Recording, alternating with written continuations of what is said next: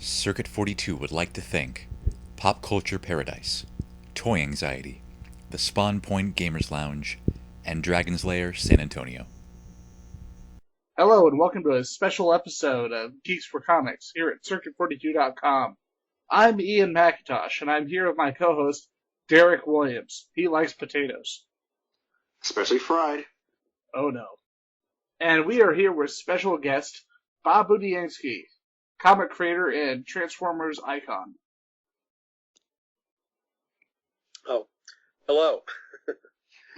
So for those Thank you for introducing me. welcome. So for those who don't know, who are you and what do you do? Oh, you want me to talk about myself? Yes, sir. Okay, well, my name is Bob Budiansky. I worked at Marvel for about 20 years. During those 20 years, I was a editor, writer, illustrator, probably best known for my time working on the Transformers. I was there almost from the beginning. I helped develop 250 of the characters or so, named them, and came up with their personality profiles. And I wrote the comic book for about the first 5 years of for most of the first 5 years of its existence, and then I moved on. I don't know, what else would you like? I'm better as an interviewee. So if you have questions, lay it on me. What else you want to know? So when you were working on the Transformers books of Marvel, looking at because I noticed that with what you did, you wrote a lot of the technical information, biographies. Really, you kind of helped create that universe. Did you ever expect it to become what it is today?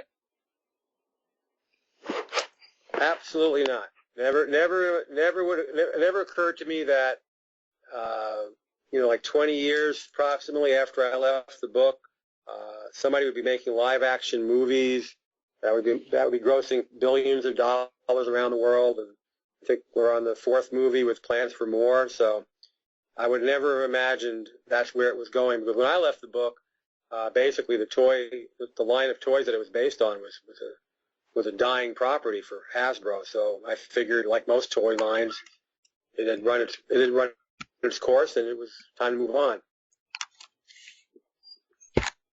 All right. Now, just out of curiosity, you mentioned the Transformers franchise, and especially the live-action movies. What is your opinion of the live-action franchise compared to the original cartoon and comic books? All right, let me make something clear to you, Derek, your audience. I never watched the cartoon, not once. So I have nothing to compare to since I never watched it. All I can compare it to is the comic books, because I worked on those. Now, I watched the first movie, and I thought the first movie captured a lot of the spirit of what I was attempting to do in the comic book. I thought it was like a really, really good episode, really good issue of a comic book that I was trying to write back in the 80s. I thought the second movie was not nearly as good. The third movie was a slight improvement. I haven't seen the fourth movie. So I appreciate that they're at least keeping the storyline mostly grounded on Earth, which is what I tried to do most of the time. So I think that's a positive thing, but that's what attracted me to the whole concept of the Transformers, the idea of these gigantic, super powerful alien robots finding themselves on Earth and having to deal with the obvious differences between them and us, and all the conflict and confusion and learning experiences that both sides had as a result of that. So that's what appealed to me. That's what I like. I think they captured that pretty well, at least in the first movie. And then, frankly, kind of lost interest after the first movie. As a Transformers fan, that is a completely understandable opinion to have on that movie series. True enough, yeah. So going back, and rereading your comic work on Transformers, and also reading Larry Hama's work on G.I. Joe recently, one of the big things I have always noticed was the fact that they kind of drop a lot of the more placating elements, a lot of the oh, we have to learn a lesson in every issue or every episode that you would see with the cartoon. Were you guys just given a little bit more freedom to do what you wanted with the comic book over what they were doing with the cartoon, you think? Well, once again, I can't compare myself to the cartoon. Yeah. Since I never watched it. But I'm saying So in regards to the I don't even bring that into the equation for me because you could be talking about something that was playing in Mongolia for all I know. It wouldn't penetrate. I was never told by Hasbro that there had to be any lessons of morality or anything like that in anything I wrote. I mean, I was kind of aware that there were limits to what you could put into a comic book. I've been working at Marvel for a number of years up until the point I took over Transformers. So nobody had to explain the underlying rules of writing a comic book for a mass audience. But Hasbro certainly didn't come in and tell us there has to be whatever you described, this kind of little moral fable to everything. Although I think the stories I generally wrote, there certainly was good guys and bad guys, and you could tell where people were and what their motivations were, and so on. So I mean, that answered your question. Did that get to the point? Oh, definitely. I mean, the one thing that Hasbro did do, they did two things. They reviewed every story that I submitted, every plot, and if they had any comments, they would let me know. Very, very rarely did they have any comments. I frankly can't even remember a comment that they wrote back to me. But the other thing that I was aware of is that I would go up to Hasbro headquarters on a regular basis whenever they were getting ready to introduce a new line of Transformers toys. So when they did that, they would generally invite me up. I would sit down in their presentation room with a couple of their account executives and maybe a couple of their toy designers or whatever, and they would show me model sheets of what was coming up. And they would give me a schedule of when they were going to start appearing in stores or on the cartoon or whatever it was. And basically, it was my obligation to include those characters in the storylines I was writing. So if you're familiar with those issues I wrote, you would notice that, every half a year or so, I'd roll out a whole new line of characters because that's when they would roll out a whole new line of toys. So that was the one thing they were mostly concerned about as far as my writing the comic, introducing the new toys. It's interesting that you mentioned that because I remember later on there was a law passed where you could not make a movie television a children's television show directly made to sell toys. And the thing I always liked about your work and Simon Furman's work on Transformers is that it never felt like that. It always felt like you wanted, while you did have to bring in the characters as you're asked to by Hasbro, it really did feel like the story always came first. I guess I was good at my job. I was able to slip that that selling point right past everybody. They didn't even know what I was doing.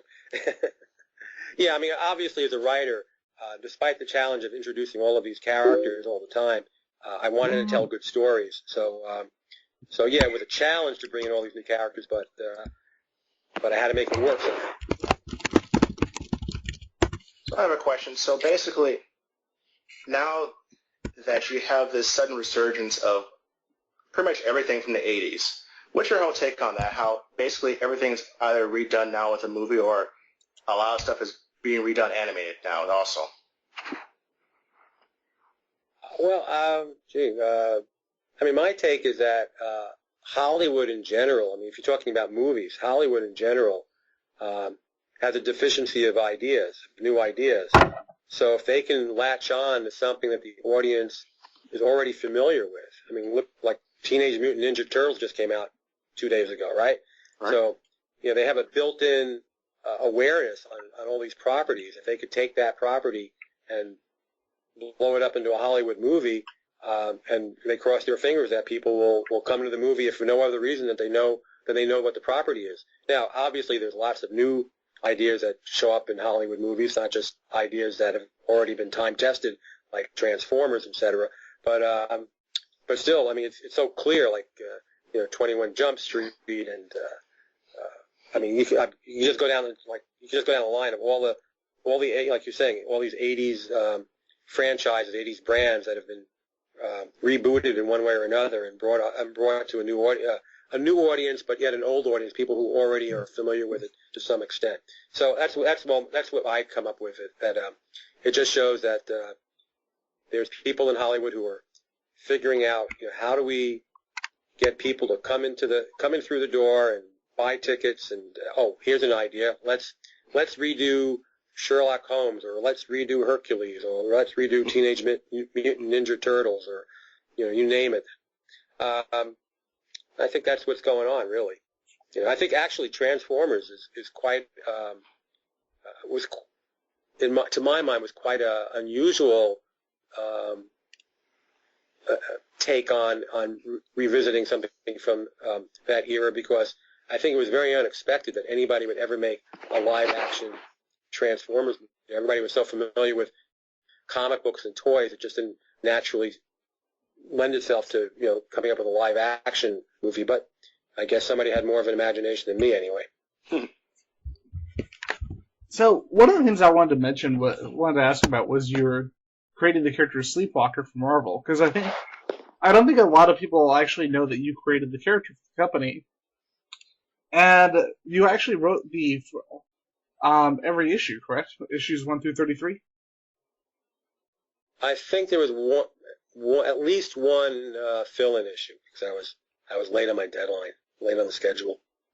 But yeah, almost all the other issues I wrote. Yeah. Either way, that's still really impressive, especially when you look at the way the comic market goes and how many fill-ins you can have on a single book. One of the things two questions I want to ask you about Sleepwalker. The character really is a unique concept among superheroes. And I wanted to ask, how you came up with the idea of the character, and also if you'd ever be interested in coming back and doing the book again for Marvel as they are today. Okay, well, let me start with the first question. So how did I come up with the idea? The idea came to me initially from an editorial meeting that probably happened in the mid 1980s. Just to tell you and your audience, I was an editor for Marvel for many years while I was doing Transformers and a lot of other things. So we would have regular editorial meetings, and when Jim Shooter was the editor-in-chief, I don't know, this goes back 30 years, I don't remember every detail, but one of the things that came up in the meeting that he said, and actually it was interesting, it was reflected in the most recent movie about this character. He said that if in the real world, if Superman ever came to Earth and exhibited all the power that he has, what would really happen is that all the countries of Earth would probably get together and figure out how to defend against this guy. They wouldn't just open arms accept him like they do in the comic books, or they used to anyway. And interestingly enough, the Man of Steel movie kind of took that theme into the main part of its story in the movie that came out last year, right? So, but anyway, this goes back to the mid '80s when Jim Shooter mentioned this. Also, to illuminate your audience, Jim Shooter wrote Superman for many years for DC Comics before he came to Marvel.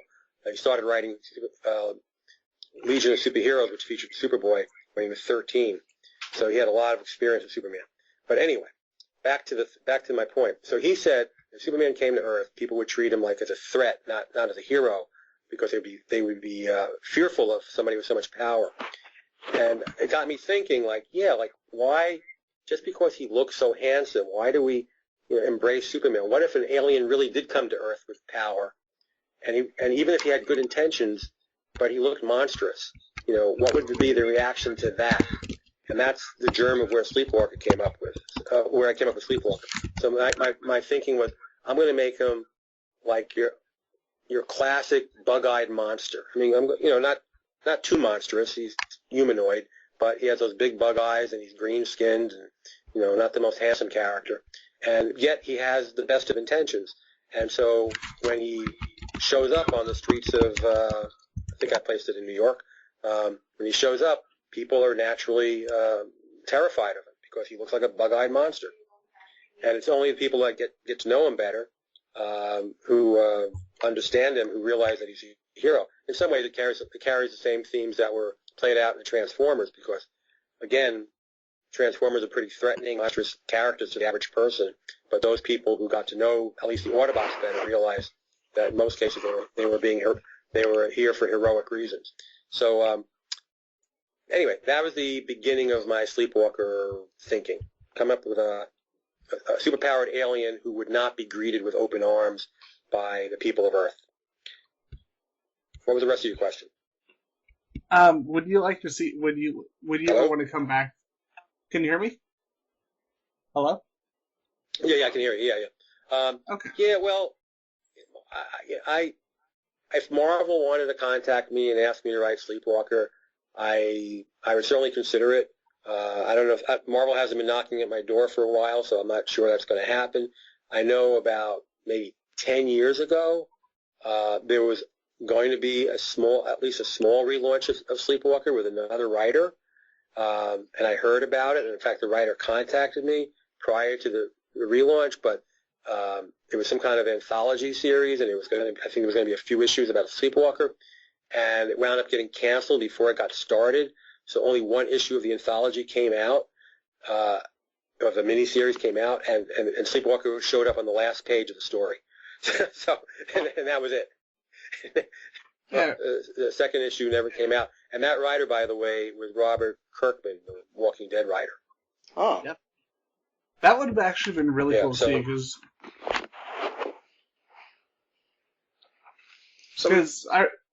sorry, dude. Go ahead, Ian.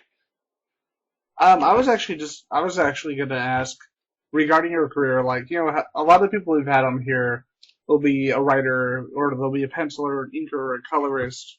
You've worked as a writer, a penciler, an inker, a colorist, and a letterer. Now, having worked in these different. No, not a letterer. Oh, I'm sorry. I won't take credit for lettering. All right, I'm sorry. I thought you had worked on Spider-Man as a letterer for some reason. But as a penciler, writer, inker, and colorist, what particular area do you like working in comics in the most? And if you had to work in just one, what would it be? Okay, well, it really depends on the project.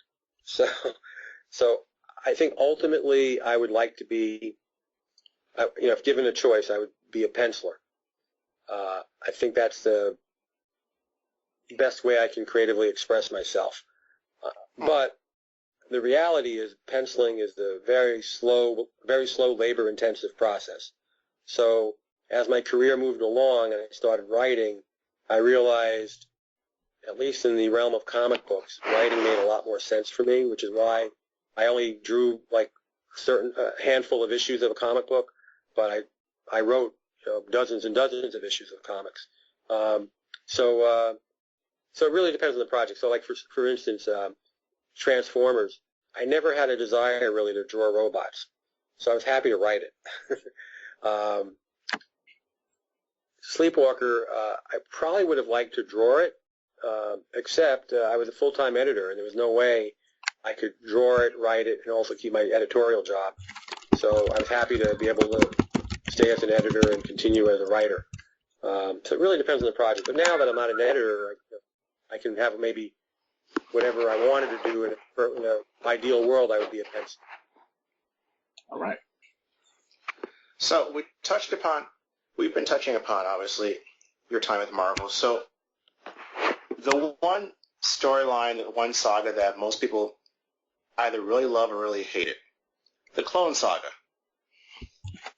So, okay. And so in retrospect, what's your take on the Clone Saga now that there's been years down the line since it's been around?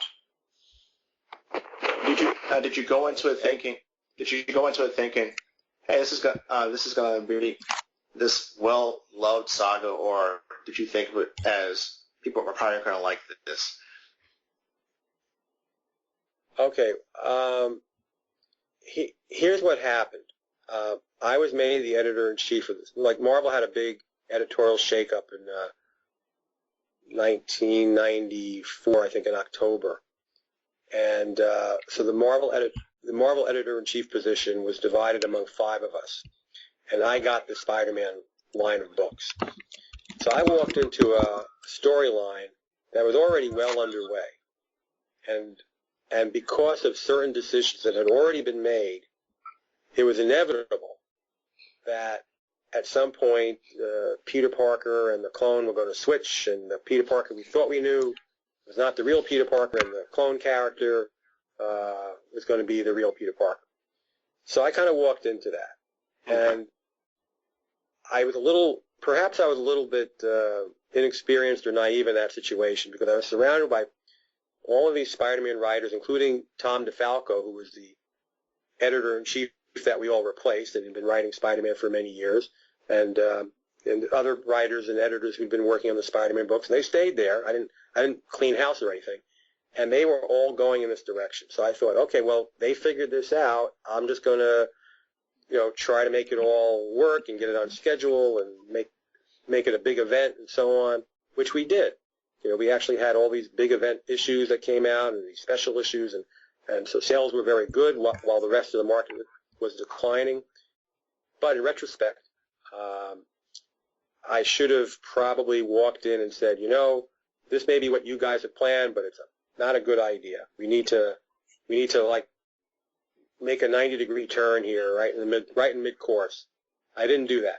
So looking back, I think the fans were right to react the way they did, which is you can't pull the rug out from under us like that. You can't say that all these years we've been following Spider-Man loyally, and now all of a sudden we find out that the Spider-Man that we've been following loyally is not the real Spider-Man, not the real Peter Parker. So we were in the process of revisiting that entire storyline. When I say we, the writers, my editorial staff, myself, we were in the process of revisiting that whole storyline once we had made that decision to swap the characters. And we were coming up with some ideas, and at that point, Marvel imploded, and I was no longer there to execute our plans. So I can't say anything beyond that. I stopped reading the books. I didn't go out and buy them and say, oh, that was a good idea or that was a bad idea after I left. I have nothing to do with what happened after I left. So so that's what happened. Now, have you ever taken the opportunity to check out the... Follow up. Pardon? Hello? No, I didn't say anything. Have you ever taken the... I'm here. Can you hear me? I can hear you. Yes. Have you ever taken the opportunity to read the Spider-Man the Clone Saga from 2010 by Howard Mackey and Tom DeFalco? Where it's basically a 6-issue miniseries that told the exact story that they had wanted, that basically told a compressed version of the story that they were wanting to tell from the start. No, I haven't, so I have no comment. If you ever get a chance, check it out. It's very interesting because there are things from the Clone Saga that are still there, but there's so much that was just completely removed.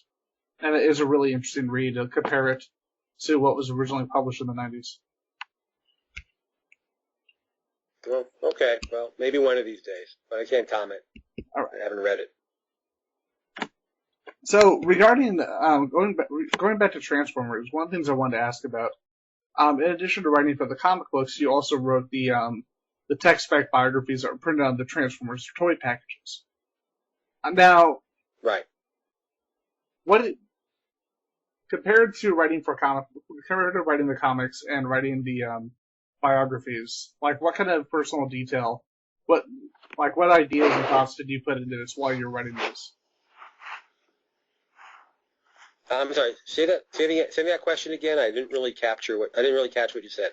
What kind of like when you were writing these, like what were some of the ideas going through your head in regards to putting this out? Because when you look at a lot, like as a kid, like I used to look at like the G.I. Joe cards in the back of my toys, and these and the Transformers ones seemed a lot more detailed than a lot of the action figure boxes where they would just have pictures of the other toys. Like, even though it was like a promotional job, how did you look at it? Like, how do you look at it as a writer?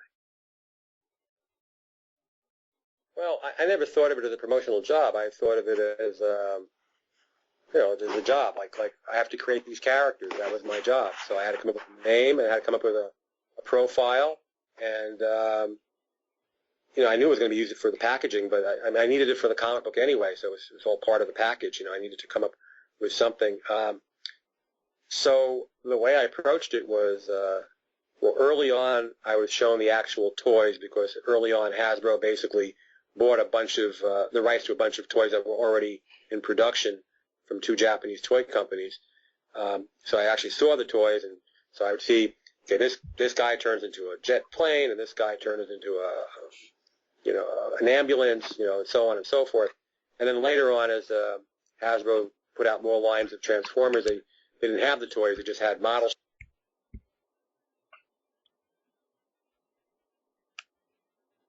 Bob?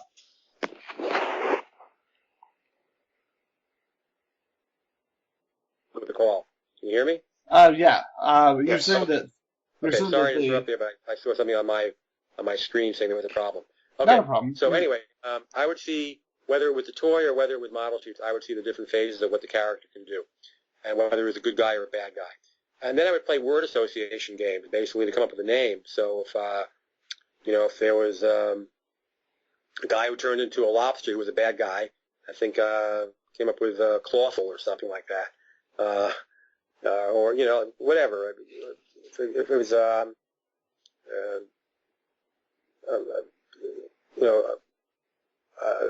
there was a tape cassette that turned into a panther. I came up with Ravage because I like the sense of a panther ravaging, like destroying whatever it came up against. There's also a Decepticon, so I was looking for a bad guy kind of name. So I could go down the whole list, but I was just coming up with word associations. What does this image suggest to me? How can I get the idea of what it turns into that name? How can I make it sound mean and nasty, or good and noble, or something in between, depending on what kind of character it was? And that's how I started with the name. And then as far as the personality profiles, frankly, after doing over 250 of them, I was probably repeating myself a little bit. I had to come up with 250 different personalities. But again, I was just coming up with ideas that made it sound cool. Again, I've been working at Marvel for a number of years, so I had some experience with characters and descriptions of characters and different powers and ways to describe weaponry and so on. Also, I'll give you a little anecdote. One day when I was visiting Hasbro, one of the account executives came over to me and had read my latest batch of personality profiles and asked me, "Were you ever in the military?" And I said, "No." And he said, "Well, the reason I'm asking is because you use all of this very technical jargon about what their weapons can do, and so on and so forth." And I said, "No, but my major in college was civil engineering. So even though I never went into it, I did graduate in it, but I never went into it. So I have a lot of technical background, and that technical background finally came in handy when I started writing the Transformers profiles." That is actually really interesting. One of the things I wanted to ask about, a couple of years ago, you did a adaptation of the Transformers the movie for IDW Publishing. Now, during that 20th anniversary, what was it like, kind of looking back, at the Transformers series and what you had done before and where it was now, while making that comic adaptation? Well, when you say where it is now, you're assuming that I'm reading where it is now. I don't read Transformers comic books, so I have nothing to compare it to. I can say that, over the years, as I've been interviewed, like tonight, for instance, like for 15 years, nobody ever, the phone didn't ring, which is fine. That's okay. I moved on with my life. But for 10 to 15 years, I moved on. Then I noticed as the internet became more and more popular, and I, like so many other people, I probably Googled my name for the first time a number of years ago. I noticed that there were people talking about me on the internet and about what I'd written on the Transformers, and I was kind of shocked that anybody cared 10 or 15 years later. And then people started talking about it as if I was some kind of recluse or hermit, which I thought was kind of funny because I've never made an attempt to be a recluse. And then people started interviewing me, and then when people interviewed me, like you're interviewing me, people got these answers and said, "Oh, Bob's really a nice guy. He's not a hermit, he's not a recluse, and he's full of all this interesting information about the beginnings of the Transformers and so on. And but it also forced me to start thinking about it again. I really hadn't been thinking about the Transformers all those years in between. So now that I'm kind of more caught up in going to Transformers conventions as a guest, being interviewed, so on and so forth, it's made me revisit and look back at my work that I did so many years ago. Because this wasn't yesterday. This was back in the 1980s. We're talking about stuff that's 30 years older or a little less. So it's not exactly fresh in my mind, but I have revisited it. I've looked back and I thought, oh, this is kind of fun. You know, there's some things I might have done a little differently, but overall I'm fairly pleased with what I did.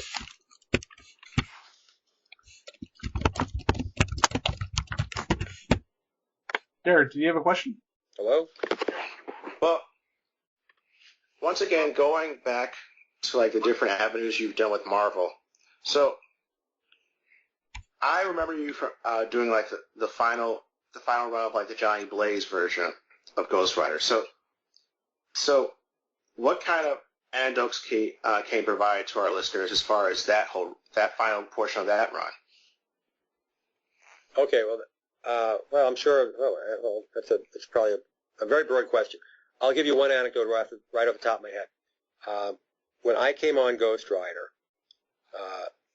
was considered one of the lesser-selling comic books that Marvel was putting out. It probably sold about 100,000 copies a month, maybe a little less. I forget. So when I came on as a regular penciler, I'd already been the Ghost Rider cover artist for a few years. It was kind of a strange situation that I was the cover artist, but I was not the interior artist. And that was probably because I was a staff assistant editor at the time. But anyway, I quit being an assistant editor. Marvel offered me Ghost Rider, so for that last 13 issues or so, however many I did, sales went up pretty well. Like went from about 100,000 to we peaked at about 125,000, maybe 130. And that was pretty impressive because we had a new writer on the book. And first we had Roger Stern, then we had J.M. DeMatteis. I was the penciler. Initially you had David Simons inking it. He did a phenomenal job inking it. And then when David Simons left the book, the sales started dropping. I always point out like what a contribution he made, because the following inkers that took over, the inker, I forget who it was, just didn't capture the same spirit of what Dave was doing, and I think it affected the look of the book, and I think fans started turning off to it. Anyway, this is the anecdote. So we got sales up to about 125,000. Sales dropped to about 105,000, and that book was canceled because of low sales. So I don't know if you know anything about comic book sales today, but my impression is if a book sells 105,000 today, that would put it in a top 5 book. Yeah, because I Top 5 in the remember. market. Yeah, because when Civil War came out, that book sold 100,000 copies, and people were just amazed. Yep. It's crazy how much the industry has changed. But that just shows you how it changed. Yeah, like so now I read things like a book that sells 30,000 or 40,000 is considered a good selling book. We wouldn't even bother with a book like that unless it was a creator-owned book under Epic. But yeah, that's times have changed quite a bit. So that's one anecdote. Tell you another anecdote. So when I first got on the book, the first cover I did for Ghost Rider was it showed Ghost Rider, and behind him was this huge alien spaceship, which kind of seems like a weird juxtaposition of this demonic character in a spaceship. But I didn't write the story. Anyway, I had just seen Star Wars. Like maybe I don't know, Star Wars, The Empire Strikes Back, whichever iteration of Star Wars was out there, or maybe I saw Close Encounters of the Third Kind or something at that time. And as you might recall, those spaceships had all of this detail in it, all this great filigree on the surface of these ships, and just all this eye candy. And so I took the artwork that was inside the book as reference, but I played up the spaceship and put all this detail on it to make it look more contemporary. And Don Perlin, who was the artist of the interior of the book, was so impressed. I mean, I didn't tell him this. I wasn't the editor. I was just the guy doing the cover. He went back and repenciled the spaceship on the inside to look like mine. So, because I think he had the more generic, smooth surface, 1950s looking kind of spaceship on it. So So I affected the way he drew that book. I don't know. I'm off the top of my head. Well, the two anecdotes: the beginning of my Ghost Rider run and the end of my Ghost Rider run. Very cool. Anything more specifically you would like to know about Ghost Rider?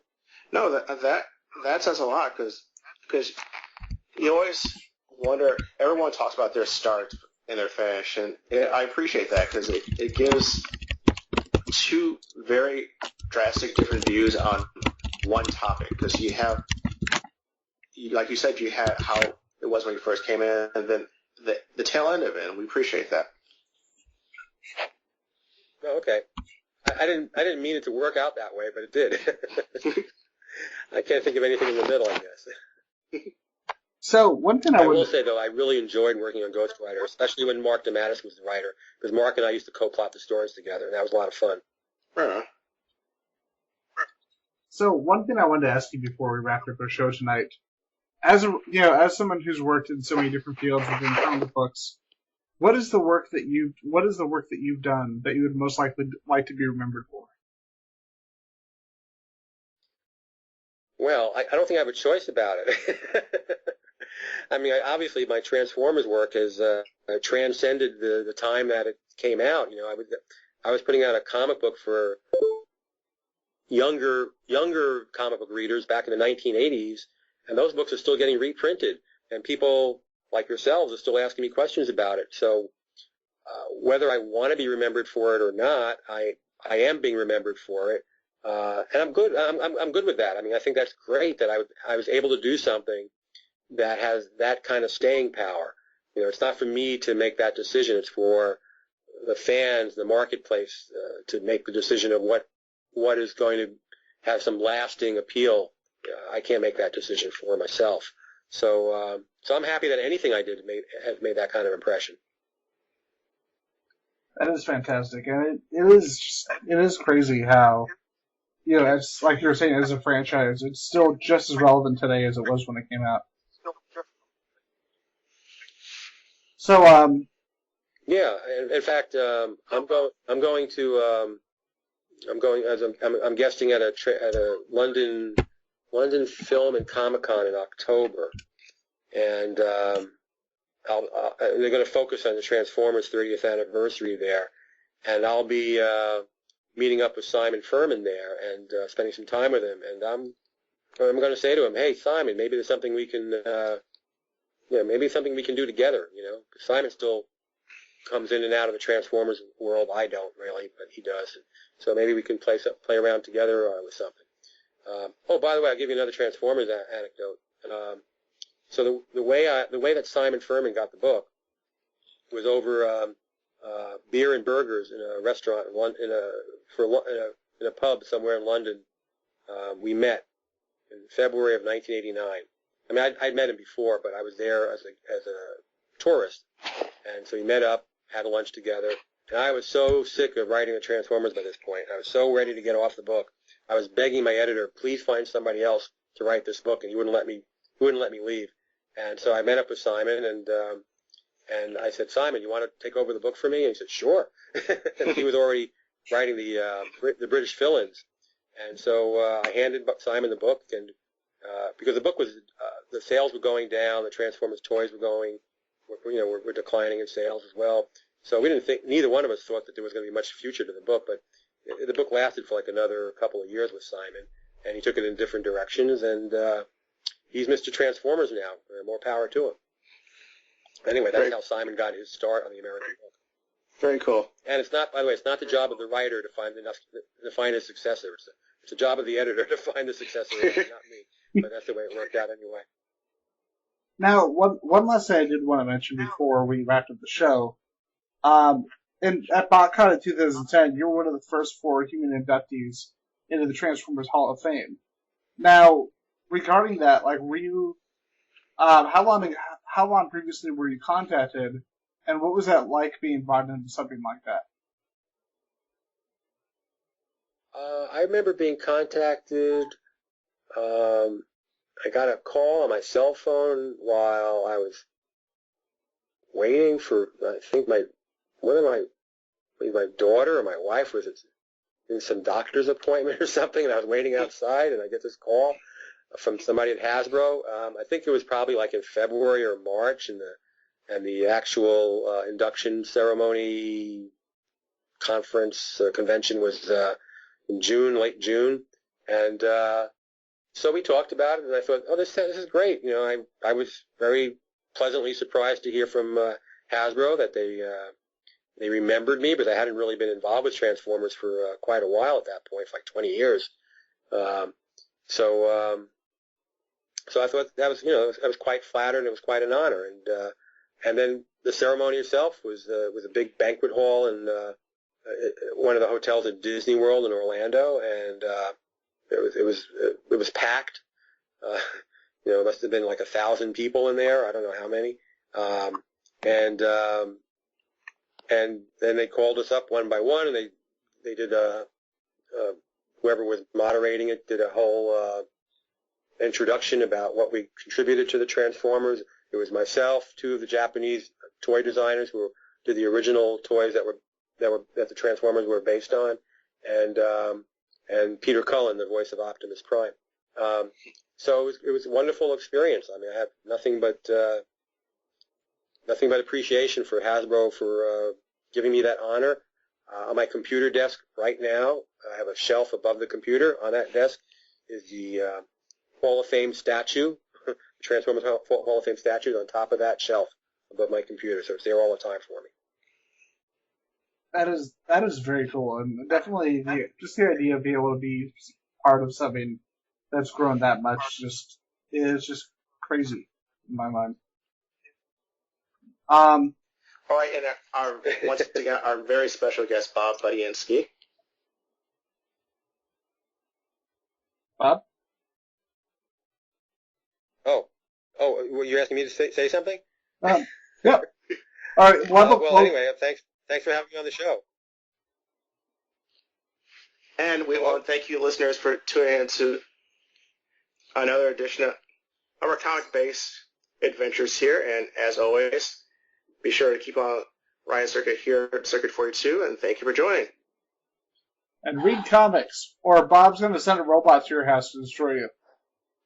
No. Perhaps, yes. Could happen. Well, thanks again. I really enjoyed being on the show. Definitely. You have a great night, Bob. Thank you. You too.